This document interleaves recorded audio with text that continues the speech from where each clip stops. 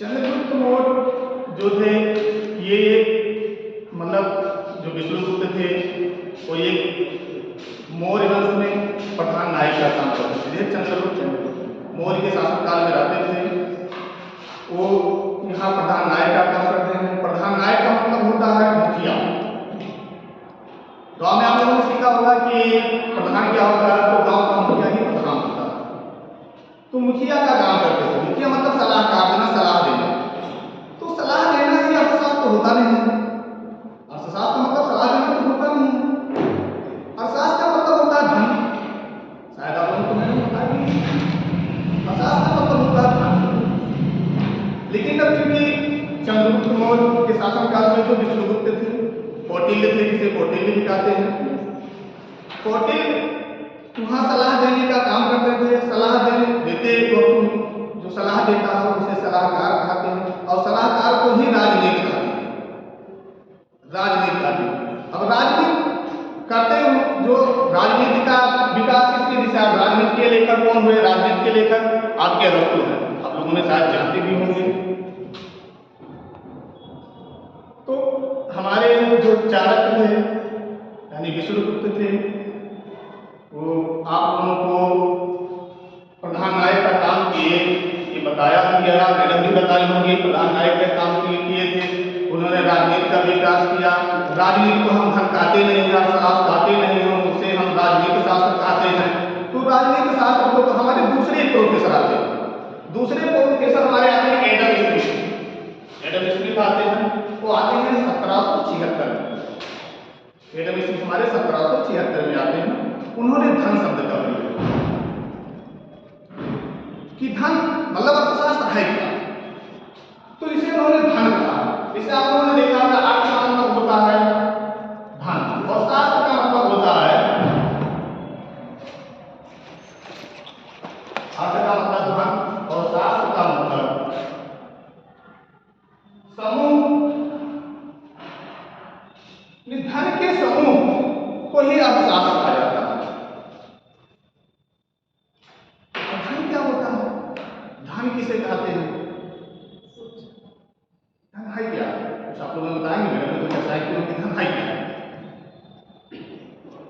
आर्थिक समृद्धि का एक मापक है जिसमें मनुष्य की आवश्यकताओं की पूर्ति हो, उससे मनुष्य संतुष्ट हो, उसे हम धन कहते हैं। जैसे जिस वस्तु को लेने से आप संतुष्ट होते हैं वही धन है। पहले तो रुपये पैसे थे नहीं, लोग क्या करते थे, वस्तु को लेते थे और वस्तु को देते थे। मतलब बिहार में कहने की तात्पर्य अदला बदली होना, एक वस्तु से दूसरे वस्तु का अदला बदली लोग करते थे। अदला बदली को धन कहते हैं, जिसे हम विनिमय कहते हैं, लेन देन कहते हैं अर्थशास्त्र की भाषा में।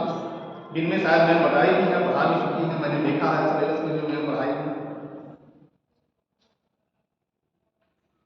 तो एडम स्मिथ की पुस्तक का नाम आप लोगों को बताएंगे क्या?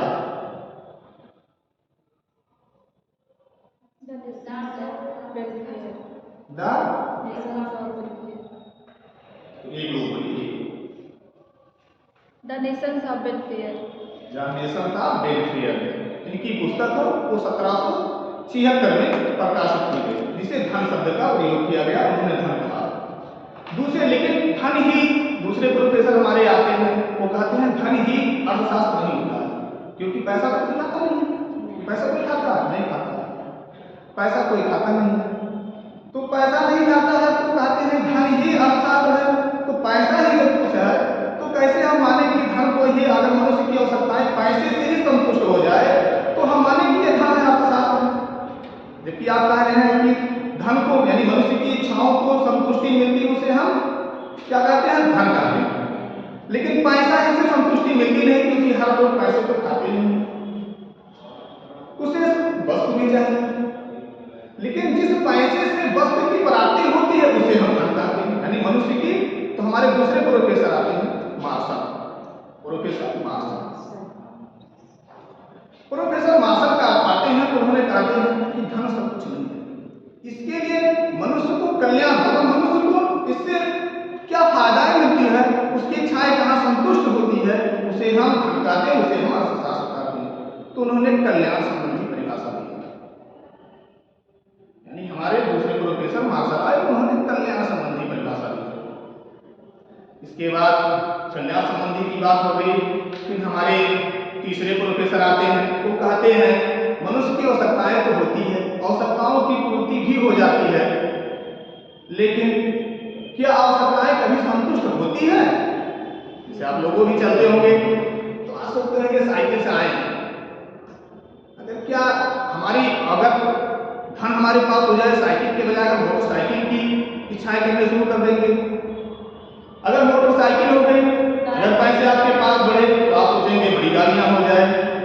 तो उन्होंने कहा कि धन ही सब कुछ नहीं, इसके साथ साथ इच्छाएं सीमित होनी चाहिए। हर मनुष्य की आवश्यकताएं अनंत होती है, अनंत आवश्यकताओं की पूर्ति कभी नहीं की जा सकती है, इसकी पूर्ति करने के लिए सीमित होना चाहिए। इसीलिए हमारे तीसरे प्रोफेसर आते हैं, उन्होंने कहते हैं अर्थशास्त्र वह है जो दुर्लभ या सीमित साधन संबंधी प्रयोग करते हैं। ये हमारे प्रोफेसर रॉबिन्सन, उन्होंने सीमित साधन संबंधी परिभाषा बताई। फिर हमारे अगले प्रोफेसर जो भारतीय हैं, भारतीय प्रोफेसर एक आते हैं, ये सब तो टोटल विदेशी प्रोफेसर थे। भारतीय प्रोफेसर हमारे एक आते हैं जो इलाहाबाद विश्वविद्यालय के हैं, रहने वाले थे, पढ़ाने वाले। उन्होंने लिखा कि सीमित साधन ही अर्थशास्त्र नहीं हो सकता, इसके लिए मनुष्य की आवश्यकताएं अनंत होते हुए भी पूरी नहीं होती है। अगर पूरी नहीं होती है तब भी उनको संतुष्टि करना पड़ता है। इसीलिए आवश्यकता विहीनता संबंधी उन्होंने परिभाषा दिया। जो प्रोफेसर हमारे हैं, आप लोगों ने कुछ बताएंगे कौन से प्रोफेसर? भारतीय प्रोफेसर कौन है? मैंने तो चर्चा की होंगी, आप लोगों ने चर्चा नहीं बता रहे। हमारे प्रोफेसर जेके मेहता। चलिए अब हम आपकी चर्चा कर रहे हैं अर्थशास्त्र, जिसे आपने एडम स्मिथ का पढ़ लिए। एडम स्मिथ ने धर्म की बात की, रॉबिन्स ने मार्शल ने कल्याण की बात की, और रॉबिन्स ने सीमित साधन या दुर्लभ साधन की बातें की। चौथे हमारे प्रोफेसर जो आते हैं आवश्यकता विहीनता संबंधी परिभाषा की बात करते हैं, वो प्रोफेसर जेके मेहता हैं। अब अर्थशास्त्र, भारतीय अर्थशास्त्र कैसे पढ़ा? जिसे इसको कहते हैं अर्थशास्त्र, यानी धन का, इसे धन की समूह को ही अर्थशास्त्र कहते हैं।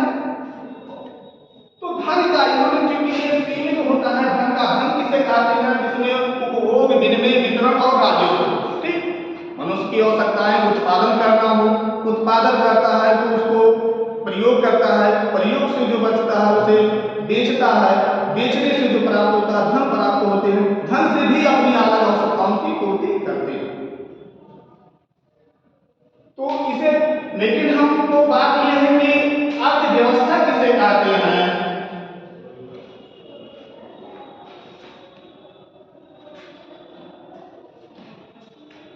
अर्थव्यवस्था किसे कहते हैं? अर्थव्यवस्था का मतलब होता है कि कोई स्थान, कोई वस्तु, कोई व्यक्ति, मतलब व्यक्ति को माने कि स्थान को लेकर, जैसे आपका भारतीय अर्थव्यवस्था, आपने क्या कहा? भारतीय अर्थव्यवस्था यानी भारतीय देश है। देश के बारे में, किसी देश या किसी स्थान के बारे में अध्ययन जो किया जाता है उसे हम भारतीय अर्थव्यवस्था के अंतर्गत करते हैं।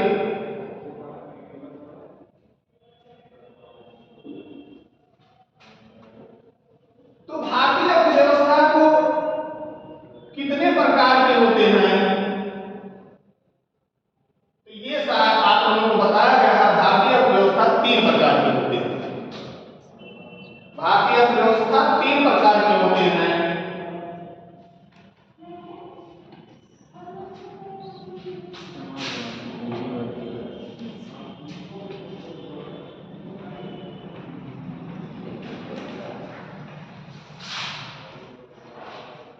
किसके आधार पर आप लोगों को बताएंगे? नहीं बताएंगे? समाजवादी, पूंजीवादी और मिश्रित अर्थव्यवस्था। नहीं, एक होता है स्वामित्व के आधार पे, एक होता है विकास के आधार पे, एक होता है विदेशी संबंधों के आधार पर वैश्विक अर्थव्यवस्था। राज्य सरकार की भूमिका क्या? राज्य सरकार की भूमिका। तो एक होता है स्वामित्व के आधार पर, स्वामित्व के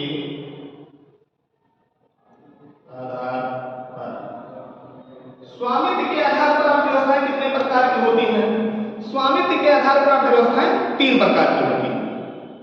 स्वामित्व के आधार पर प्रोत्साहन 3 प्रकार के कौन कौन से हैं? एक अर्थव्यवस्था पूंजीवादी अर्थव्यवस्था,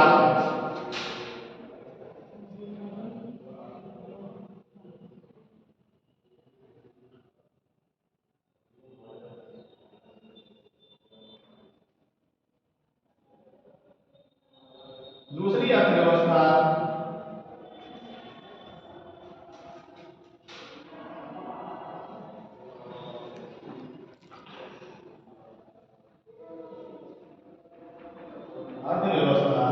तीसरी अर्थव्यवस्था मिश्रित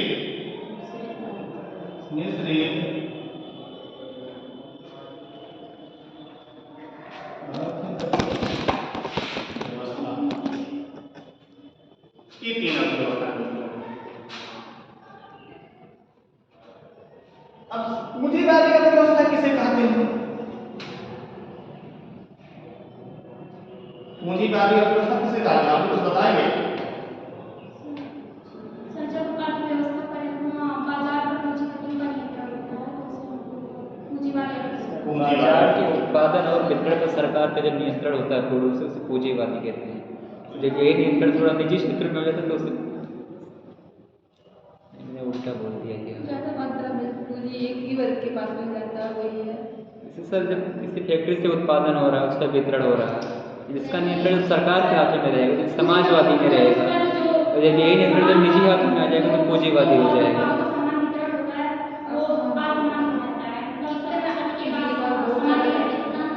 चलिए एक साधारण भाषा में चलिए, हम एक साधारण भाषा में आपको बताते हैं कि पूंजीवादी अर्थव्यवस्था है क्या। पूंजीवादी अर्थव्यवस्था का तात्पर्य होता है जिसमें पूंजीपति लोग होते हैं, जिसमें किसी का और हस्तक्षेप नहीं होता, पूंजीपति लोग होते हैं। जैसे आप लोगों ने देखा होगा कि एक मान लीजिए मुकेश अंबानी को ही मान लीजिए या टाटा अंबानी को मान लीजिए, किसी को मान लीजिए, वो पूंजीपति लोग होते हैं। तो हमारे पहले जो लोग रहते थे जिम्मेदारी पर खड़ा थे, जिम्मेदारी का मतलब लोग अपना स्वयं जमीन का मालिक स्वयं जिम्मेदार रहता था, यानी राजा रहता था जी, राजा रहता था, राजा ही सारे मालिक रहते थे। उसे हम पूंजीवादी अर्थव्यवस्था के अंतर्गत रखते हैं, यानी पूंजीवादी अर्थव्यवस्था के अंतर्गत पूंजीपति व्यक्ति को रखते हैं। पूंजीपति व्यक्ति यानी पूंजीपति अर्थात धन यानी पूंजीपति की परिभाषा किसने दिया? पूंजीपति की परिभाषा हमारे एडम स्मिथ ने दिया। प्रोफेसर एडम स्मिथ ने पूंजीवादी अर्थव्यवस्था के पिता कहलाते हैं। अगर कोई पूछता है कि पूंजीवादी अर्थव्यवस्था के पिता कौन कहलाते हैं तो हमारे एडम स्मिथ कहलाते हैं। लेकिन अगर कोई पूछ रहा है अर्थशास्त्र के लेखक किसे कहते हैं तो हम किसको कहते हैं? कौटिल्य को कहते हैं। अगर कोई कहता है कि अर्थशास्त्र के लेखक को कौटिल्य कहते हैं, कौटिल्य को कहते हैं, तो अर्थशास्त्र के पिता किसे कहते हैं? पिता कौन है? तो हम किसको कहते हैं? एडम स्मिथ को कहते हैं। एडम स्मिथ को क्यों कहते हैं? इसलिए कहते हैं क्योंकि उन्होंने धन शब्द का प्रयोग किया, धन की बातें किया। धन ही हमारे अर्थशास्त्र का मुख्य भाषा होती है, क्योंकि अर्थशास्त्र का मतलब धन होता है, इसीलिए उनको हम पिता कहते हैं। दूसरी हमारी आती है समाजवादी अर्थव्यवस्था। समाजवादी अर्थव्यवस्था में कौन मालिक होता है? यानी पूंजीवादी में पूंजीपति लोग होते हैं। तो समाजवादी में हमारे समाज होते हैं, यानी समाज के साथ साथ सरकार, जिसे मतलब एक दूसरे के माध्यम से चलाया जाता है, उसे हम समाजवादी अर्थव्यवस्था कहते हैं। समाजवादी अर्थव्यवस्था के लेखक कौन है? मतलब पिता कौन है समाजवादी अर्थव्यवस्था के? इसके पिता Karl Marx, professor Karl Marx समाजवादी अर्थव्यवस्था के पिता हैं। भले रोड की तुम कम प्रयोग कर रहे हैं, ठीक कम रहे हैं।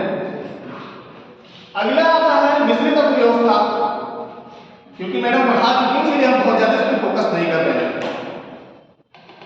अगली हमारी अर्थव्यवस्था आती है मिश्रित अर्थव्यवस्था। मिश्रित अर्थव्यवस्था किसे कहते हैं?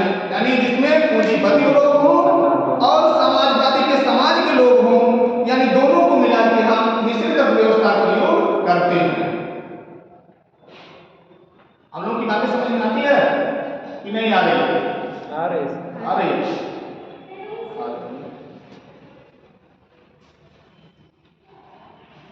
तो मिश्रित अर्थव्यवस्था में हमारे जो पिता है मिश्रित अर्थव्यवस्था के, वो पिता है हमारे कीन्स।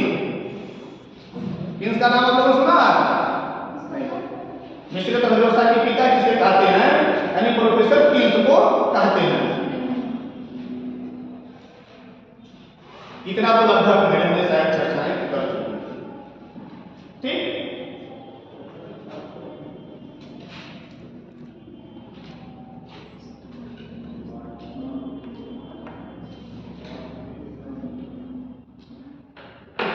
तो अगली चर्चाएं हम लोग अगले टॉपिक पे चल रहे हैं, जिसे हमारा मुख्य टॉपिक है गरीबी।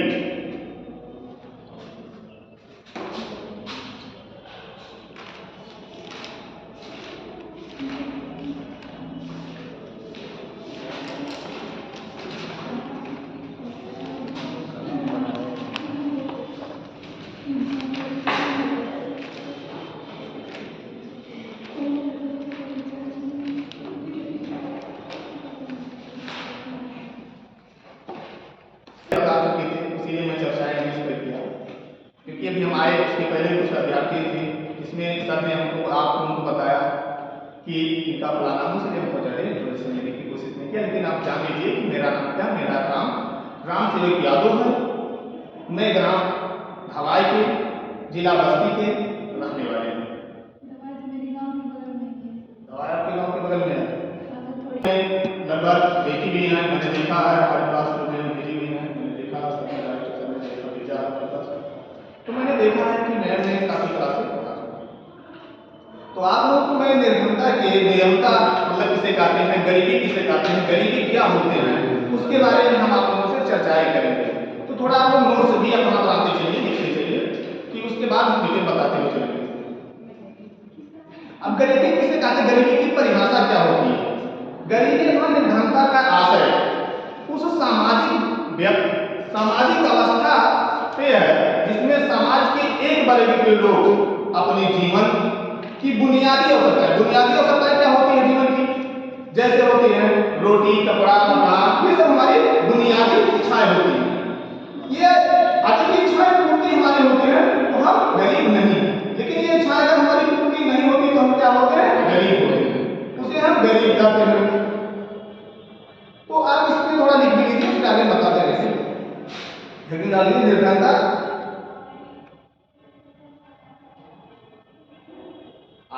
गरीबी से आशय, मतलब कभी अगर क्वेश्चन में आता है निर्धनता आता है या गरीबी आता है, तो ये ना लगे कि हम इसको नहीं जानते। निर्धनता मामूली गरीबी से आशय।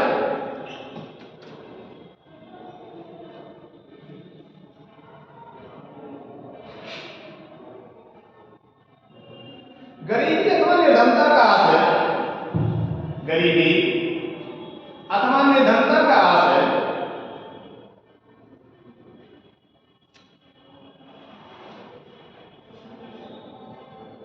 उस सामाजिक अवस्था से है,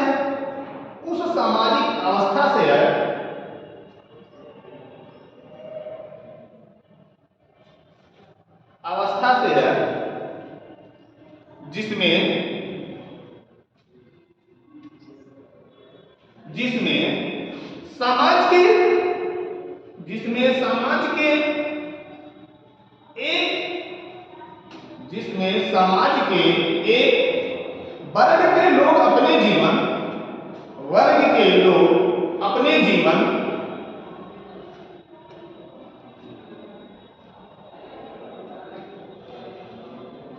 की बुनियादी आवश्यकताओं को पूरा नहीं कर पाते, बुनियादी आवश्यकताओं को पूरा नहीं कर पाते हैं।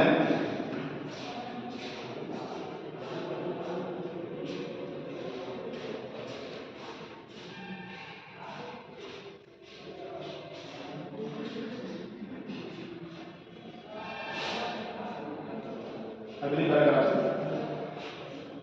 विकासशील देशों के संबंध में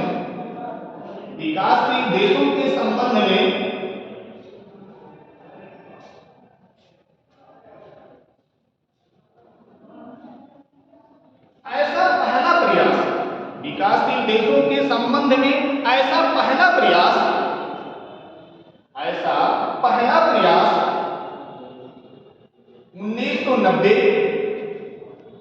1990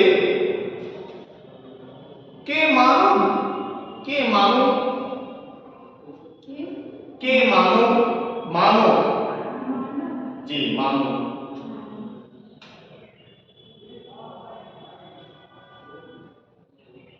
विश्व विकास रिपोर्ट में मिलता है।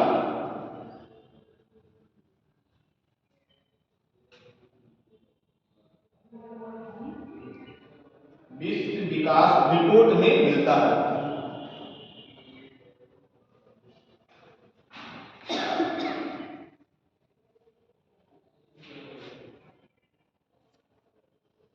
अगली पैराग्राफ से अगली 50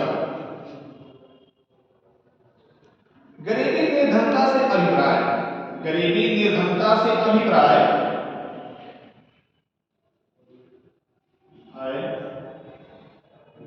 निर्धनता से अभिप्राय है। गरीबी आगे निर्धनता नहीं किया। जीवन के लिए निरंतर उपभोग,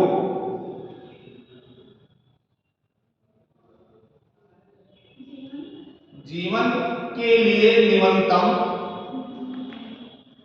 उपभोग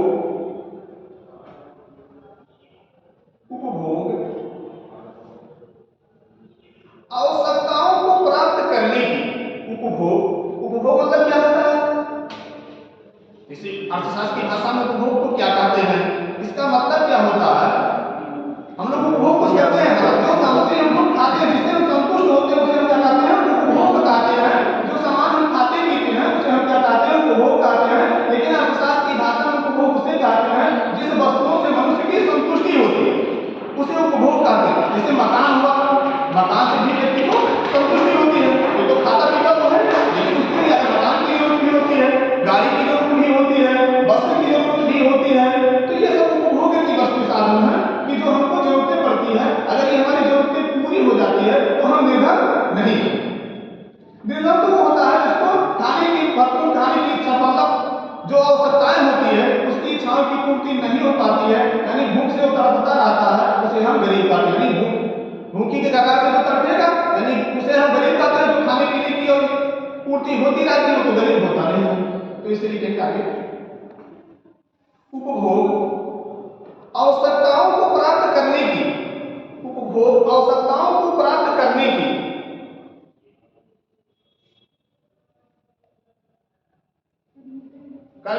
अयोग्यता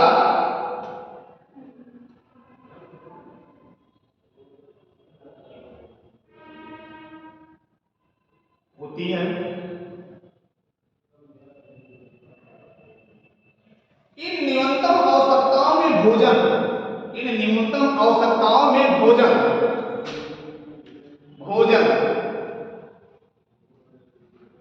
वस्त्र,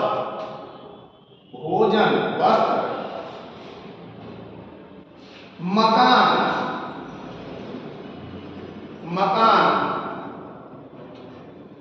शिक्षा तथा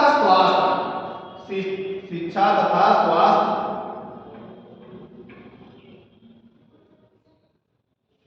संबंधी न्यूनतम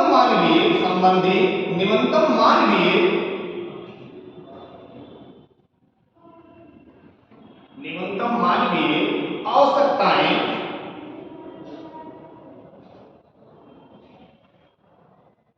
शामिल होती हैं।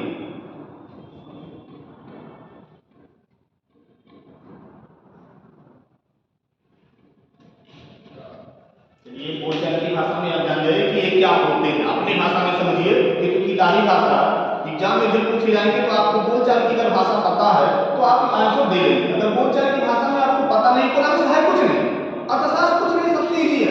लेकिन खाली अपनी भाषा में समझने की है। अगर अपनी भाषा में समझ गए तो अर्थशास्त्र कुछ नहीं है। मतलब सबसे इजी सब्जेक्ट तो हमको अर्थशास्त्र ही लगता है कि इससे इजी सब्जेक्ट कोई है नहीं।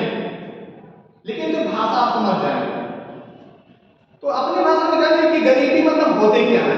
गरीबी वो होते हैं कि जो व्यक्ति के लिए भोजन, वस्त्र, मकान, शिक्षा, स्वास्थ्य कि उचित व्यवस्थाएं नहीं मिलती, उसे हम गरीब कहते हैं। उस व्यक्ति को या उस देश को जहां उचित व्यवस्थाएं नहीं मिल पाती, जिस देश में, उसी देश को हम क्या कहते हैं? गरीब कहते हैं। वही गरीब होता है कि उचित व्यवस्थाएं न मिल पाने के कारण। ठीक। अब अगले हेडिंग आप डालेंगे गरीबी के प्रकार। गरीबी के प्रकार।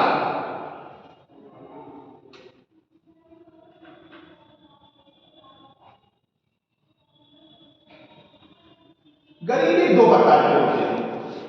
गरीबी दो प्रकार के होते हैं। नंबर एक सापेक्षिक गरीबी, नंबर दो निरपेक्ष गरीबी। सापेक्ष गरीबी और निरपेक्ष गरीबी। नंबर एक सापेक्ष गरीबी और नंबर दो निरपेक्ष गरीबी।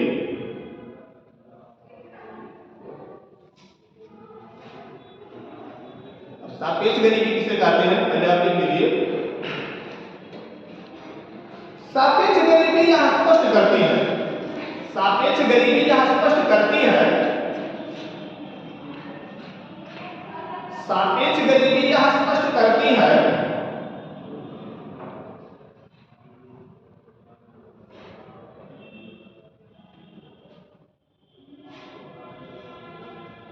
कि विभिन्न आय वर्ग के, विभिन्न आय वर्ग के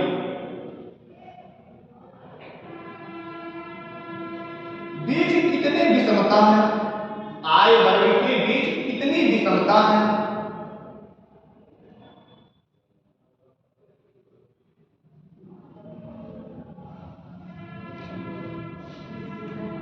विषमता है। सापेक्षिक गरीबी की स्थिति,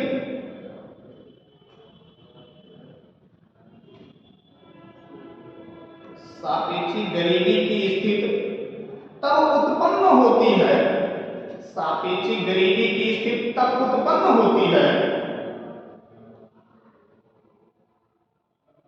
जब किसी देश या क्षेत्र के, जब किसी देश या क्षेत्र के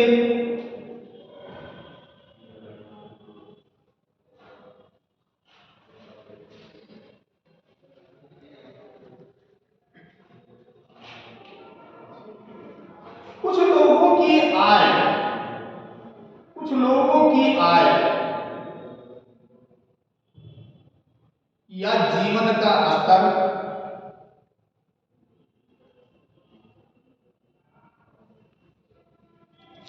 जीवन का स्तर सामान्य लोगों से निम्न होता है, सामान्य लोगों से निम्न होता है, मतलब सामान्य लोगों से निम्न होता है।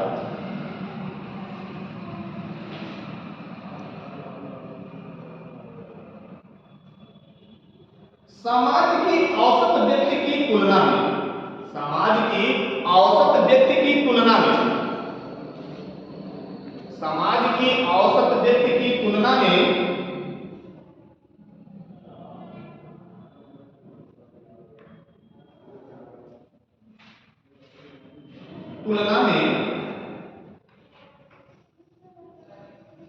किसी व्यक्ति के उपभोग, किसी व्यक्ति के उपभोग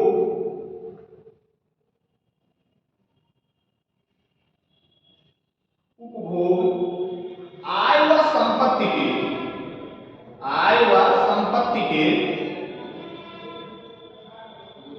अभाव को सापेक्षिक गरीबी कहते हैं। अभाव को सापेक्षिक गरीबी कहते हैं।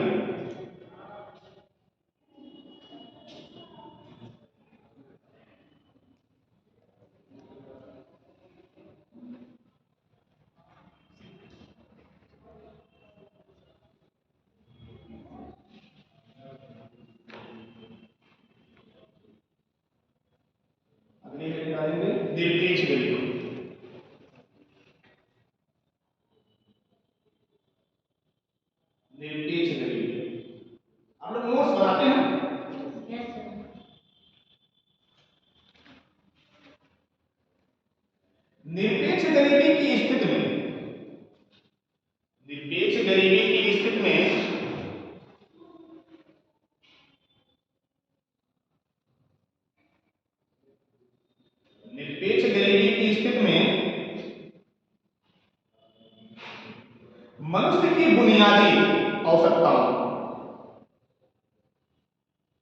गरीबी की स्थिति में मनुष्य की बुनियादी आवश्यकताओं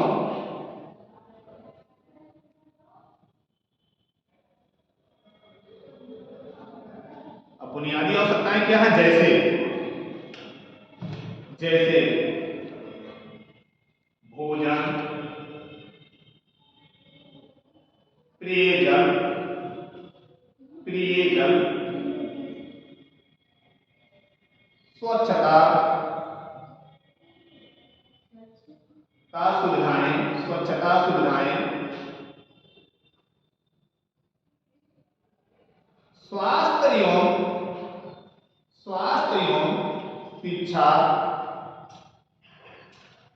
शिक्षा इत्यादि का अभाव होता है।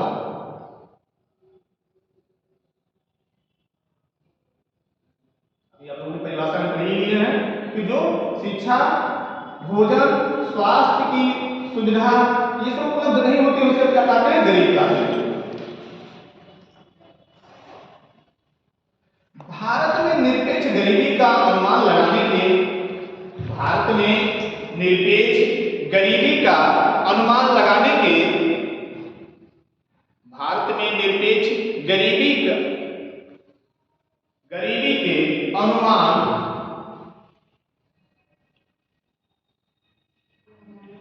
लगाने के लिए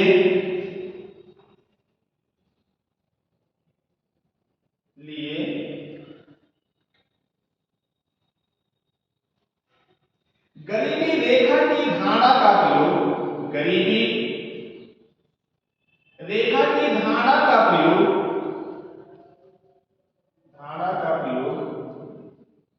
किया जाता है।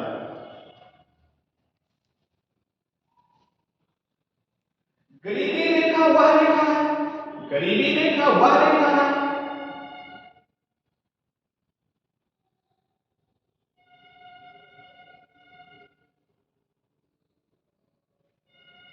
जो उस प्रति व्यक्ति औसत मासिक व्यय को, जो उस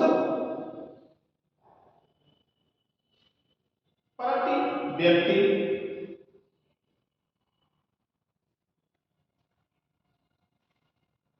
औसत मासिक व्यय को, मासिक व्यय को प्रकट करती है।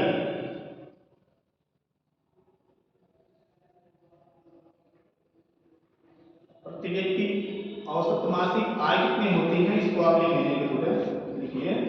वर्ष 2014-15 में, वर्ष 2014-15 में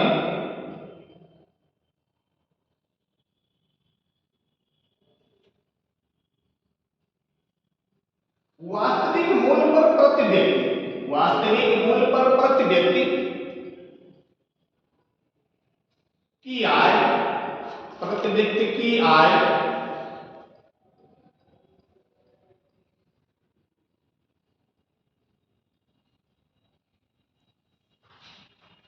72,805 रुपए, 72,805 रुपए रही थी।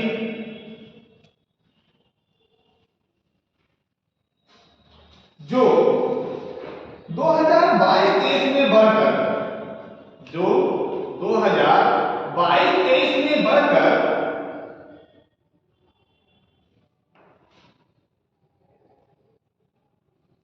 98,118 रुपए पर रह सकती है। 18 रुपए पर रह सकती है। 98,118 रुपए पर रह सकती है। यानी हमारी जो निरपेक्ष गरीबी रेखा की आंकड़ा है वो 2014-15 में ये कहता है वो व्यक्ति गरीबी रेखा से नीचे होगा जिसकी आय 72,805 रुपए वार्षिक से कम होगी। ये हमारे 2014-15 की आंकड़ा बताती है कि वो व्यक्ति गरीब होगा जिसकी वार्षिक आय 72,805 रुपए से कम होगी, वो व्यक्ति गरीब है। लेकिन बीच में जो संशोधन हुए उसमें बताया गया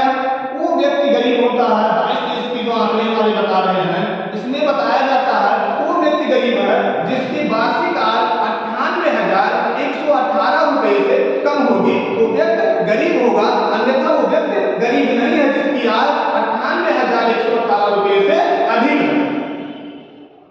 अगर आप लोग को क्वेश्चन में आएगा तो यही पूछा जाएगा 2022-23 में गरीबी के आंकड़े का आय वार्षिक आय कितनी होती है? 98,118 रुपए होती है। अगर ये पूछा जाता है कि 98,118 रुपए 2022-23 ईस्वी में प्रति व्यक्ति आय 98,118 रुपए से कम आय को क्या कहते हैं? तो हम कहते हैं गरीब कहते हैं। उससे अधिक आय को हम क्या कहते हैं? अमीर कहते हैं। क्वेश्चन तीनों प्रकार से बनेंगे। अगर पहला प्रकार से क्वेश्चन बनता है कि 22-23 में व्यक्ति को गरीब कितने आय के आंकड़ों को कहा जाता है तो गरीब है, तो यानी कि 98,118 रुपए से कम को हम गरीब कहते हैं। दूसरा क्वेश्चन बनता है कि वर्ष 2022-23 के आंकड़ों के अनुसार 98,118 रुपए से कम आय को क्या कहते हैं? उसे हम गरीब कहते हैं। अगर फिर आता है कि 98,118 रुपए से अधिक आय के व्यक्ति को क्या कहते हैं? उसे हम अमीर कहते हैं। अगले पैराग्राफ में लिखेंगे थोड़ा। जिसके द्वारा अपनी न्यूनतम आवश्यकताओं को समझ में आ रही है कि नहीं समझ में आ रही? जिसके द्वारा लोग अपनी न्यूनतम आवश्यकताओं को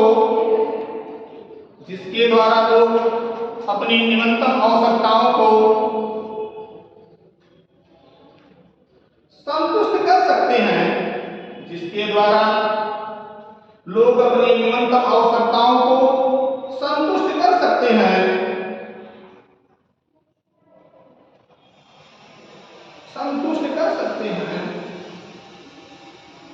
जिन लोगों का प्रतिमाह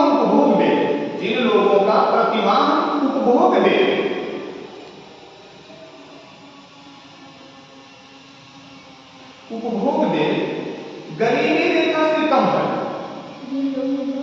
उपभोग दे, जिन लोगों का प्रतिमाह उपभोग दे गरीबी रेखा से कम है,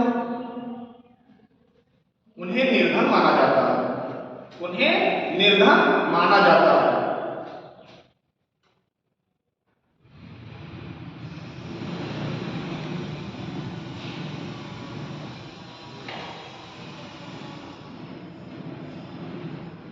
गरीबी ज्ञात करने की इस विधि को हम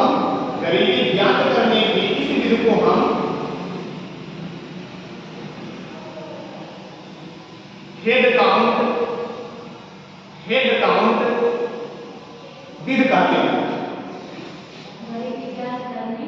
गरीबी ज्ञात करने को हम हेड काउंट विधि कहते हैं। मतलब गरीबी किस विधि से नापी जाती है? हेड काउंट विधि से नापी जाती है। हेड काउंट विधि कहते हैं।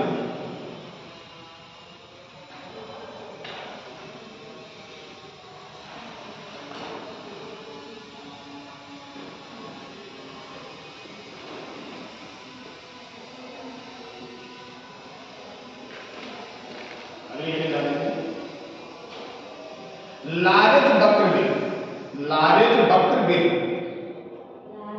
जी, लारेज वक्र विधि।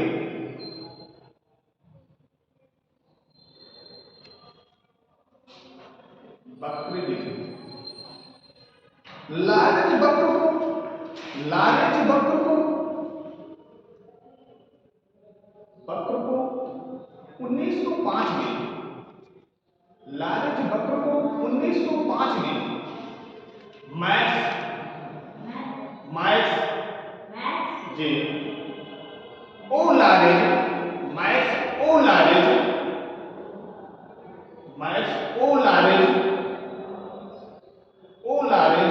ने विकसित किया।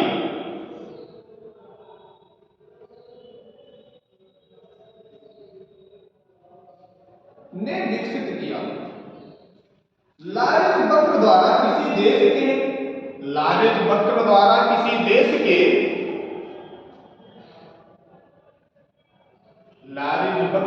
किसी देश के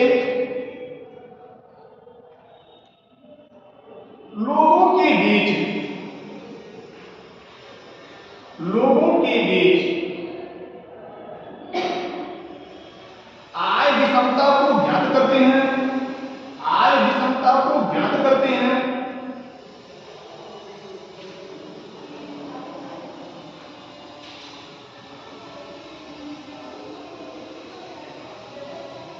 लारेंज वक्र का प्रत्येक बिंदु, लारेंज वक्र का प्रत्येक बिंदु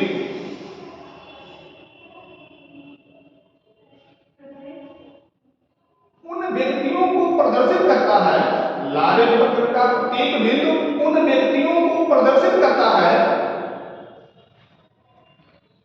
लारेंज वक्र का प्रत्येक बिंदु उन व्यक्तियों को प्रदर्शित करता है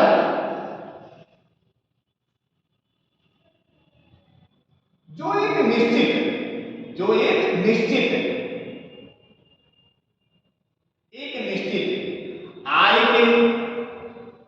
आय के प्रतिशत के नीचे होते हैं, आय के प्रतिशत के नीचे होते हैं, प्रतिशत के नीचे होते हैं।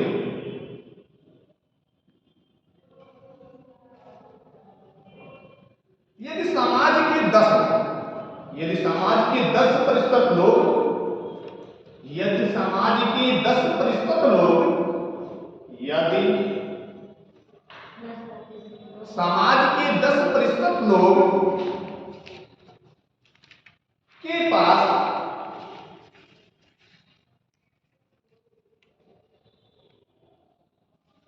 कुल आय का 10%,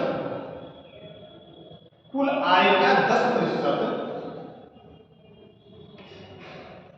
20% लोगों के पास 20% लोगों के पास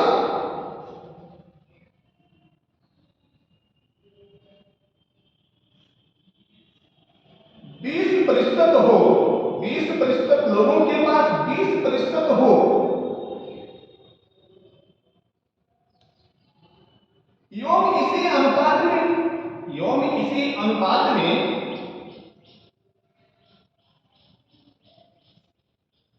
आगे भी बढ़ रहे हो तो,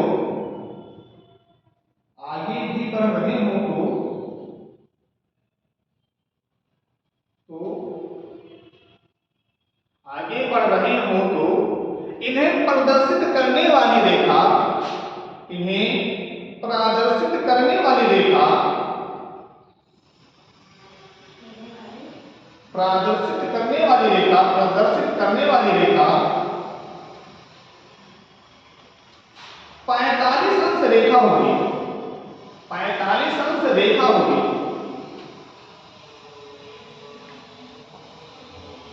इसे हम पूर्ण समता रेखा, इसे हम पूर्ण समता रेखा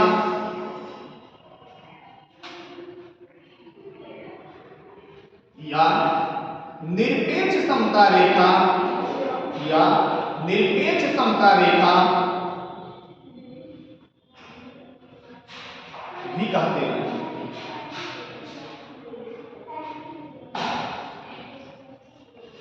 लारेंज वक्र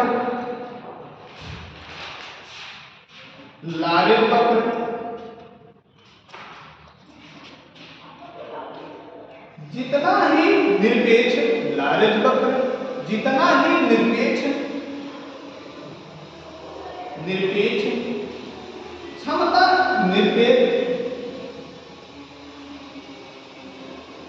समता रेखा के पास होगा, निरपेक्ष समता रेखा के पास होगा, आय की विषमता उतनी ही कम होगी, आय की विषमता उतनी ही कम होगी।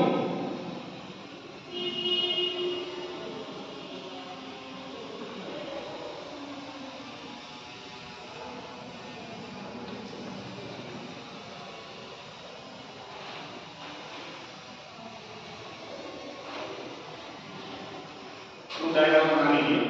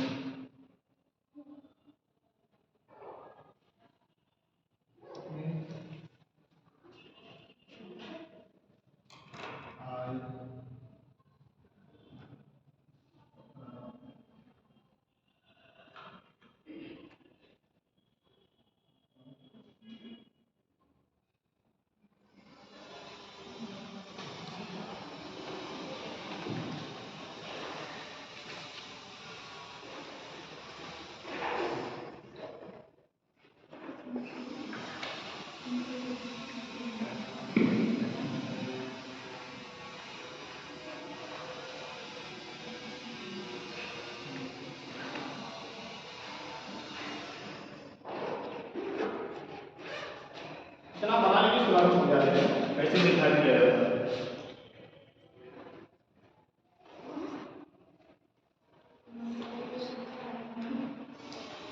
मतलब लारेज पत्र द्वारा कैसे आय को हम निर्धारित करते हैं, आपने लिखे हैं कि 10% से 10% प्राप्त होता है और 20% से 20% प्राप्त होता है, और हमारा निरपेक्ष आय यानी लारेज पत्र के जितने करीब होते हैं उतना ही आय की क्षमताएं करीब होती है।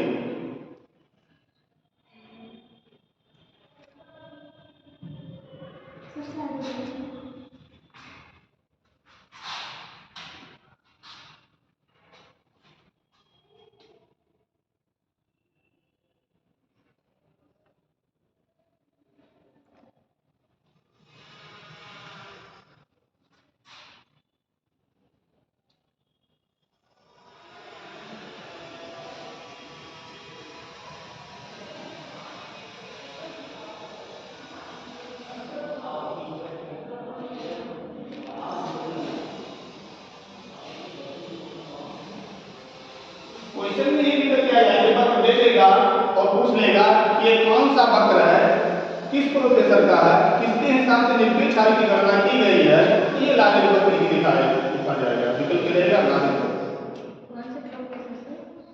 ये क्वेश्चन ऐसे वक्र दे देगा, उसके बाद में क्वेश्चन करेगा निरपेक्ष आय की गणना किस चित्र द्वारा प्रदर्शित किया गया है,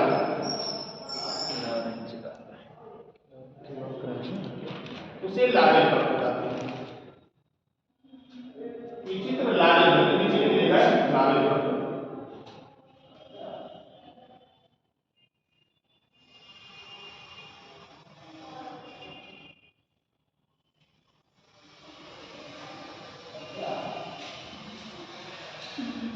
बना चुके हैं?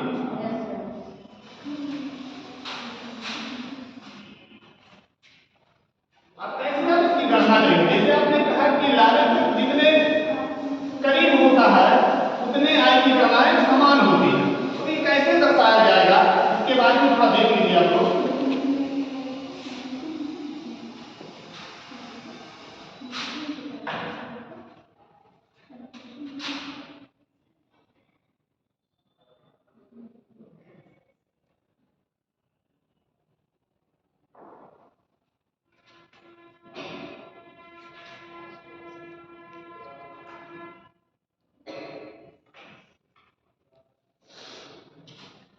अब आप लोगों ने देखा कि लारेज पत्र जितने करीब होते हैं इतनी आय की गणना उतने ही प्रतिशत प्राप्त होती है। जैसे आपने देखा कि ये आपकी कुल आय थी, आपने दर्शाया कुल आय क्यों लिखा है, कुल आय की संचयी, हाँ, तो ये कुल आय हो गए, और दूसरा आपने लिखा आय प्राप्तकर्ताओं का संचयी, यानी कुल आय प्राप्त का संचयी, कुल आय प्राप्त संचयी 10 है, और दूसरा आय प्राप्तकर्ताओं की संचयी 10, यानी कि लारेज पत्र हमारा जो निर्धारित देता है 10% यहाँ निर्धारित देता है।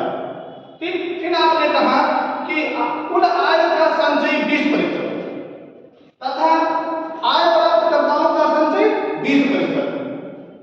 तो यहाँ अगर कुल आय प्राप्तकर्ताओं कितना है तो इसकी आय का निर्धारण यहाँ होता है। अगला 30 है तो 30 की आय निर्धारण 30 पे जाएगा, लारेज पत्र निर्धारित कर रहा है। फिर 40 से लारेज पत्र 40 पे जा रहे हैं, 50 से लारेज पत्र 50 पे जा रहे हैं,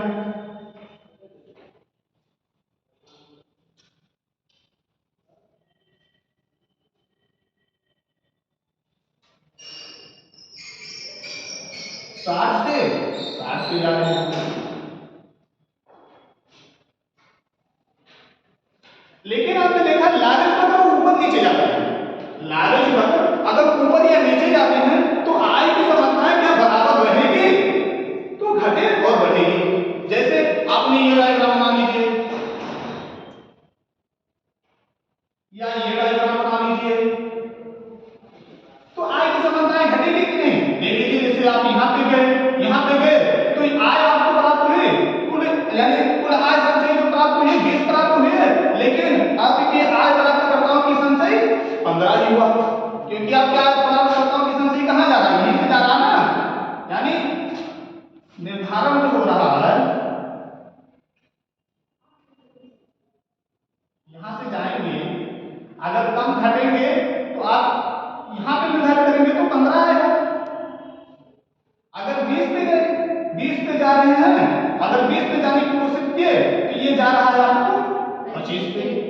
तो आय की गणना ऐसे की जाती है। चलिए अगला स्क्रीन डालिए। समझ में आ रहा है कि नहीं? नहीं समझ में आ रहा? चलिए दोबारा समझ लीजिए।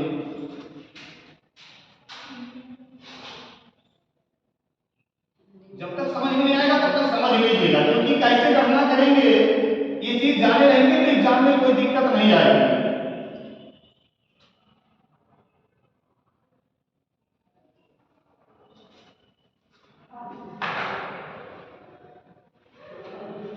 ये लालिज वक्र है, ये आपका 45 अंश का कोण है। ठीक, ये 45 अंश का कोण है जो ये 45 अंश पर प्रदर्शित कर रहा है। ठीक है, अब ये हमारी लालिज वक्र यहाँ से होते हुए ये 45 अंश के कोण पे जाके काटते हैं। ठीक, अब हम आय की गणना कैसे करते हैं, कैसे हम निर्धारित करते हैं कि आय अधिक है कि आय समान है व्यक्ति की? तो हम लालिज वक्र पे जाते हैं। तो चूंकि ये आपकी जो है कुल आय का, लिख लीजिए, कुल आय का संचय प्रतिशत, और ये आपका है आय प्राप्तकर्ता का, प्राप्तकर्ताओं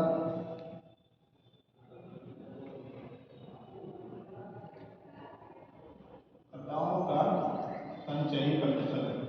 ठीक, चलिए अब आय की कैसे गणना करेंगे, कैसे निर्धारित करेंगे? आपने लिखा है जब आय की कुल संचयी आय जो है हमारा कुल संचयी आय 10% है। ठीक, और आय प्राप्तकर्ताओं का प्रतिशत 10 है यहाँ। ठीक है, अब हम लालिज वक्र के हिसाब से जाते हैं तो ये हमारा निर्धारित कहाँ करता है?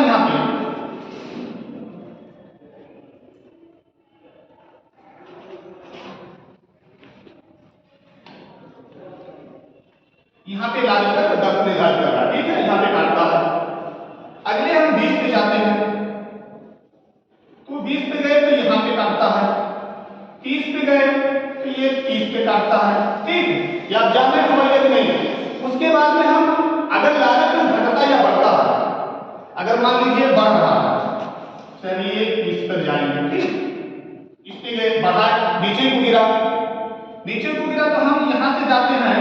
अगर हम काटने कटान बिंदु पे जाते हैं तो 10 पे हमारी कुल आय का संचयी आवेग 10 है।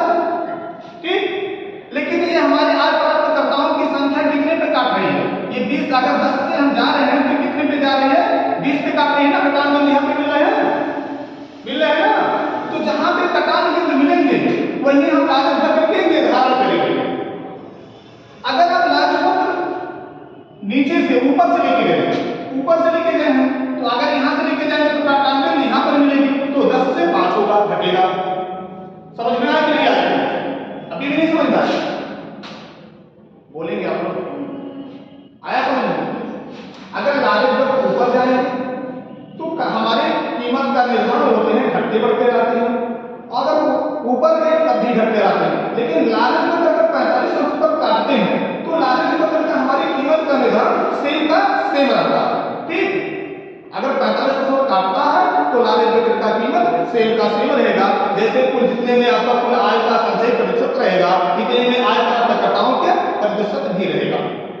चलिए अगला गिनी गुणांक, अगली हेडिंग डालेंगे गिनी गुणांक। हाँ, गिनी गुणांक, गिनी गुणांक।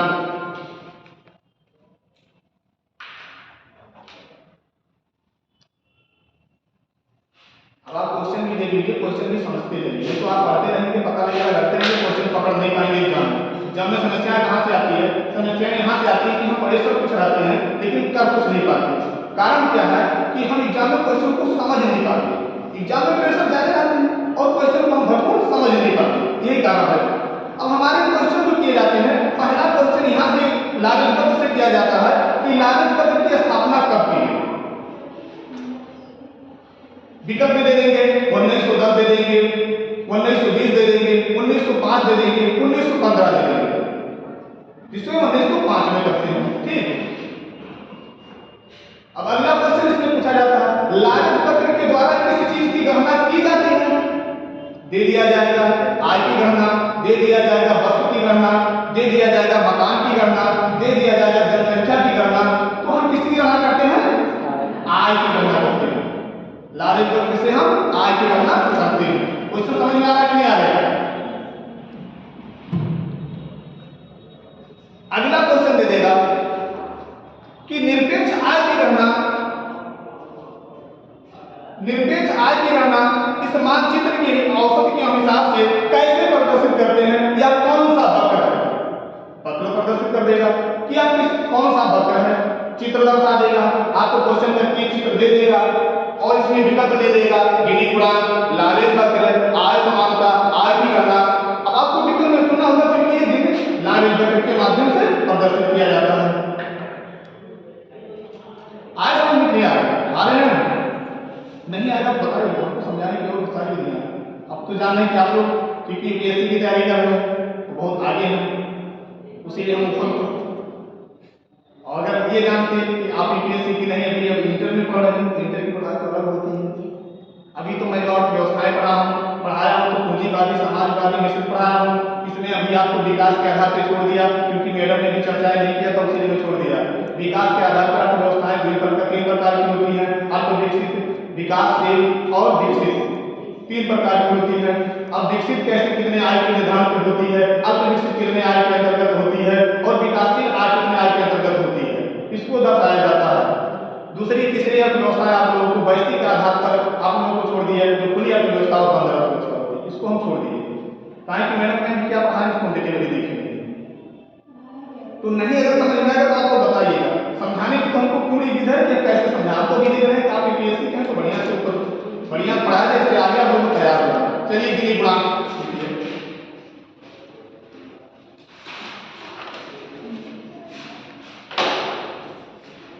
इसमें लिखेंगे गिनी गुणांक को वर्ष, गिनी गुणांक को वर्ष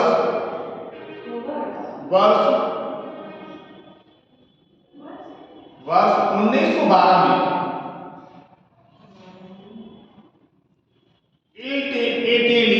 एटेलियन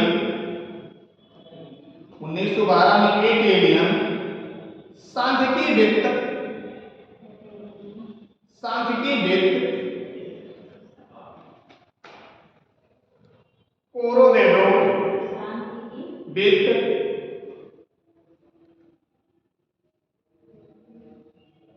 कोलोरेडो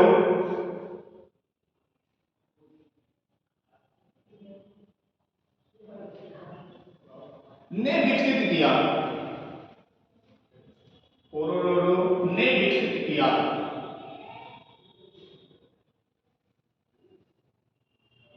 गिनी गुणांक आय के वितरण की, गिनी गुणांक आय के वितरण की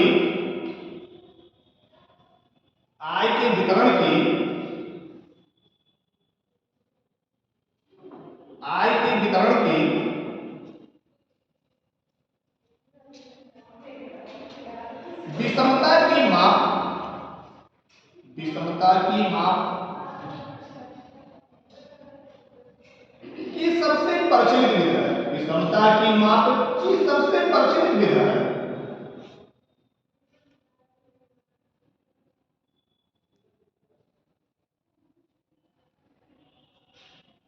जो आय के प्रत्येक युग के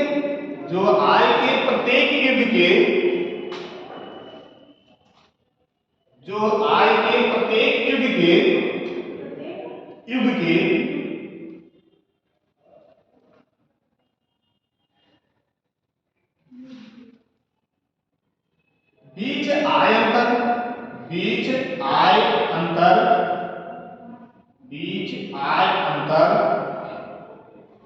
की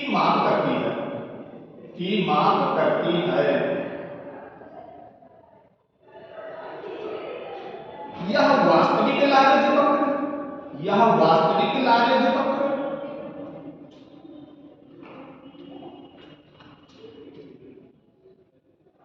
तथा निरपेक्ष रेखा के बीच का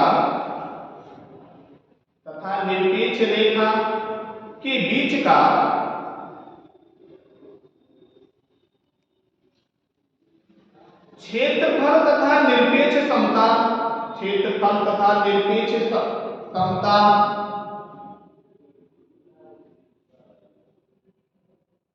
रेखा के नीचे के संपूर्ण, रेखा के नीचे के संपूर्ण क्षेत्र के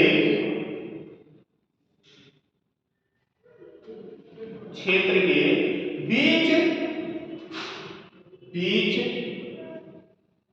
अनुपात प्रदर्शित करता है, बीच अनुपात प्रदर्शित करता है।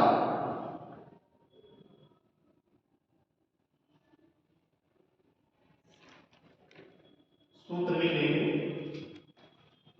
ऐसे गिनी गुणांक निकाले जाते हैं। गिनी गुणांक बराबर बराबर का चिन्ह लगाएंगे,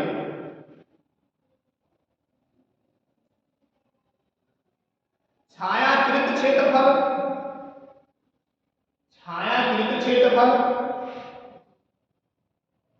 बटे का चिन्ह लगाएंगे, समता रेखा के नीचे का, समता रेखा के नीचे का संपूर्ण क्षेत्रफल,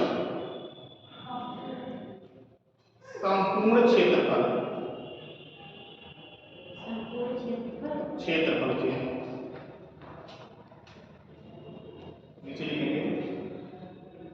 गिनी गुणांक का अधिकतम मूल्य,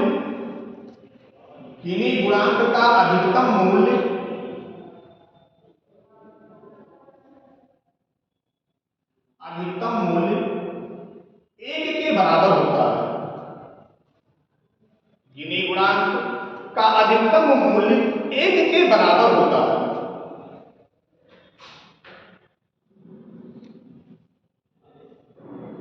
तथा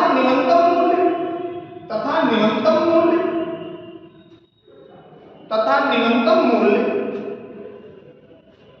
शून्य के बराबर होता है। न्यूनतम मूल्य शून्य के बराबर होता है।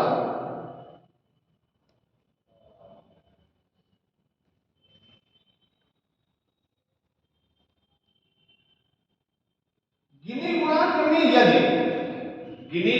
में यदि 100 से गुणा कर दे, गिनी गुणांक में यदि 100 से गुणा कर दे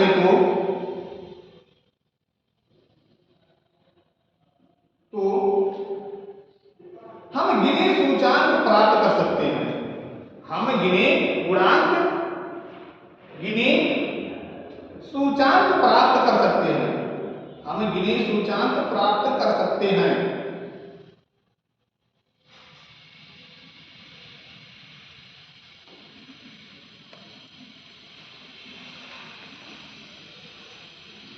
जैसे आप लोग लिख लीजिए, समझ लीजिए कैसे।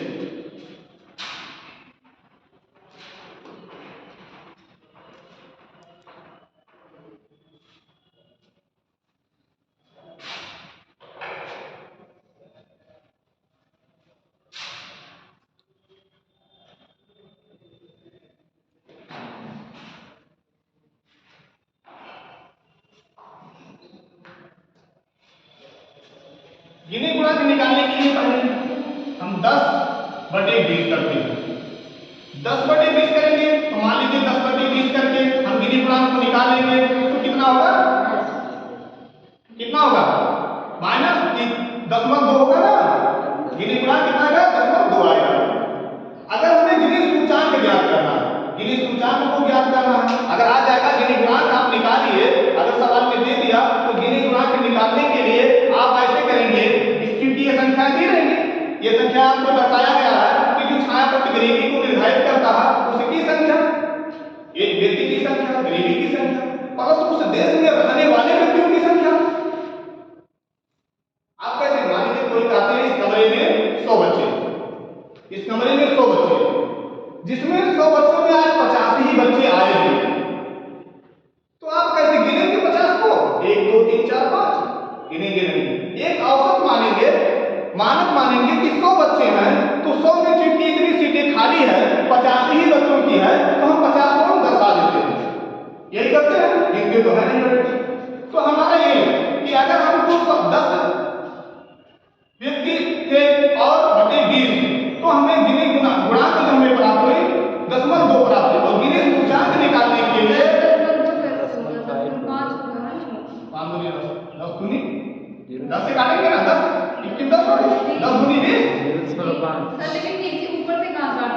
छिपा रहता है।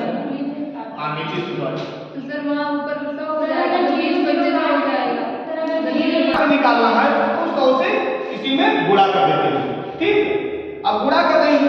गुणा करने के बाद अब कितना यहाँ हो गया 1000 कितना हुआ, गुणा तो इसी से करेंगे ना 50, यानी गिनी सूचकांक जो हमारे हुए 50 हुए और गिनी गुणांक हमारे कितना हुए 10.5 हुए।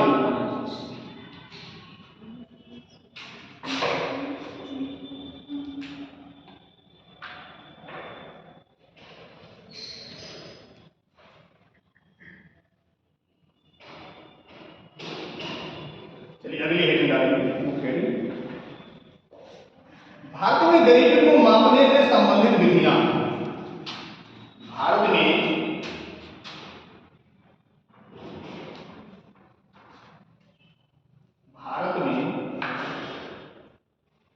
गरीबी को मापने से संबंधित विधियां।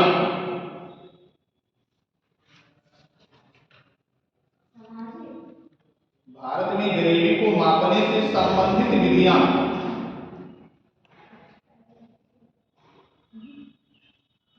पहली विधि है, अच्छा आप लोग ने इकोनॉमिक्स में ये पढ़े होंगे कि हरित क्रांति कब आई? 1966 से 1967 किसने लाया? गवर्नर स्वामीनाथन। ये किस लिए लाए गए? उन्नत किस्म के बीजों को उपलब्ध कराने के लिए तथा जी। उत्पादन को बढ़ाने के लिए। पैदावार उन्नत किस्म के बीजों में कौन से बीज को निर्धारित किया गया? छोटे पतले अनाज को, मोटे अनाज को, कौन से अनाज को? पतले अनाज को। मोटे अनाज। मोटे अनाज ज्यादा पैदावार देते हैं इसलिए मोटे अनाज को निर्धारित किया गया। ठीक, जिसमें गेहूं, जौ, ये सबको जा रहे हैं। पहले इसमें लिखेंगे दादा भाई नेरोजी। भारत में गरीबी को मापने का पहला विधि दादा भाई नेरोजी ने घोषित किया था। दादा भाई नौरोजी जी, दादा भाई नेरोजी। नेरोजी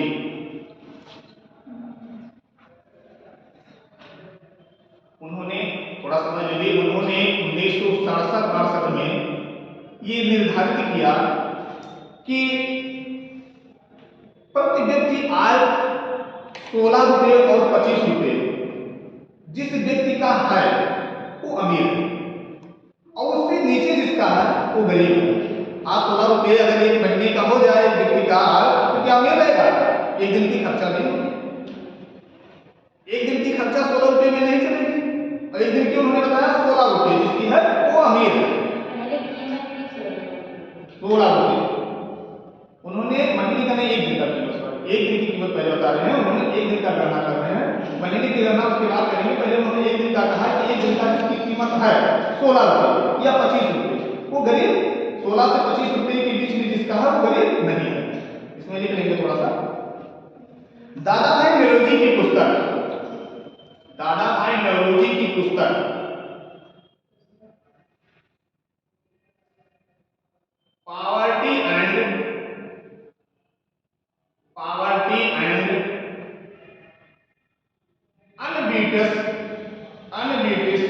पॉवर्टी एंड अनब्रिटिश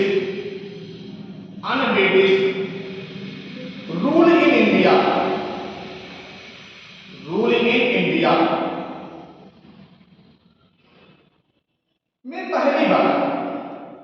पहली बार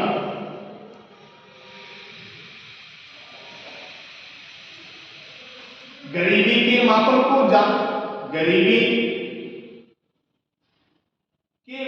को जीने की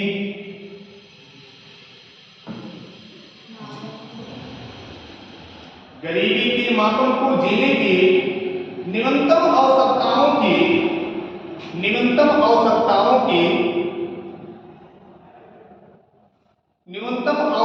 की पूर्ति से लगाया था। न्यूनतम आवश्यकताओं की पूर्ति से लगाया था।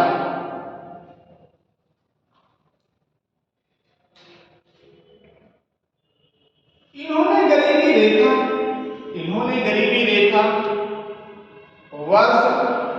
गरीबी रेखा वर्ष 1960 1967-68 उन्होंने गरीबी रेखा वर्ष 1967-68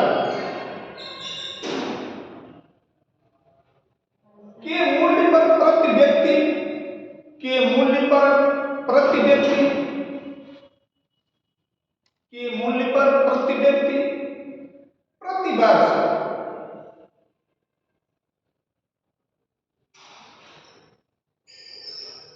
विभिन्न क्षेत्रों के हिसाब से 16 रुपए से 25 रुपए 16 रुपए से 25 रुपए 16 रुपए से 25 रुपए निर्धारित किया।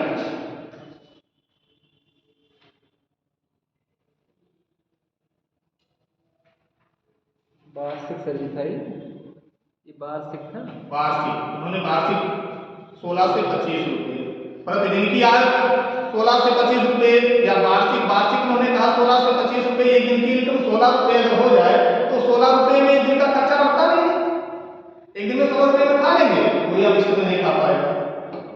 लेकिन इन्होंने पूरी वार्षिक 16 रुपए से 25 रुपए अलग अलग जगह क्षेत्र का अलग अलग हिसाब से 16 रुपए से 25 रुपए उन्होंने प्रदर्शित किया था। अगला लिखेंगे, अगले जी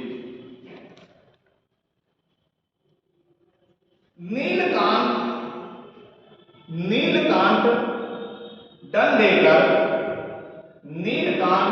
डंडेकर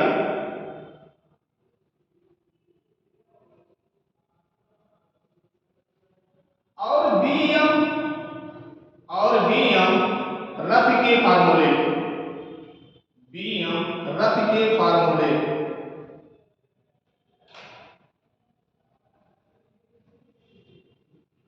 इन्होंने दर्शाया था 1970 में। इन्होंने कहा कि जिसकी 2250 कैलोरी वार्षिक 2250 कैलोरी जिसकी वार्षिक क्षमता होगी वो अमीर है, उससे जिसकी नीचे होगी वो गरीब है। चलिए इसमें लिख लेंगे स्वतंत्रता के बाद पहली बार, यानी जब स्वतंत्र हमारा देश हुआ उसके बाद पहली बार वैज्ञानिक तरीके से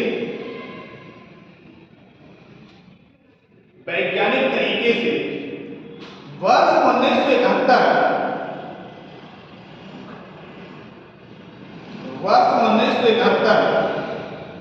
में गरीबी रेखा का निर्धारण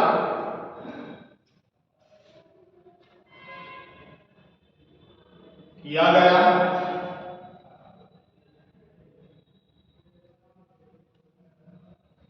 जो नीलकंठ डंडेकर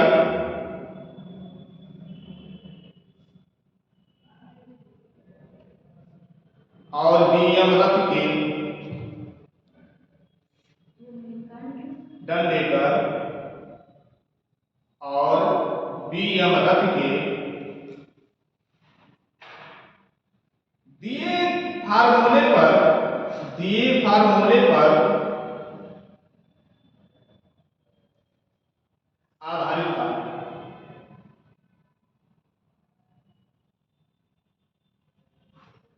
जिसमें नेशनल सैंपल सर्विस नेशनल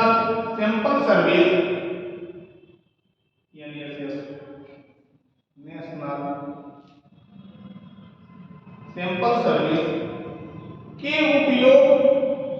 उपभोग लेना के उपभोग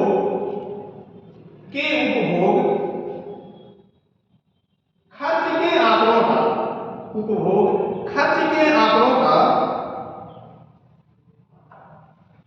इस्तेमाल किया गया। उस हिसाब से ग्रामीण और शहरी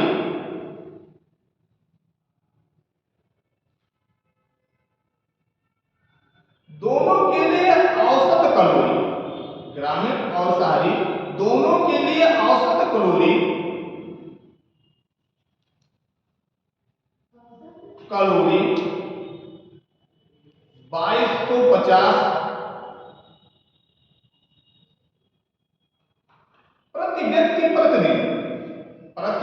प्रतिदिन निर्धारित की गई।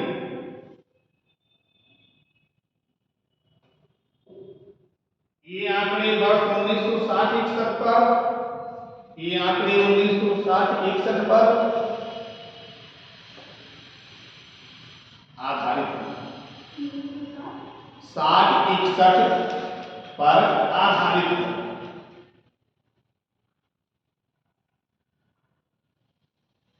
अगली घटना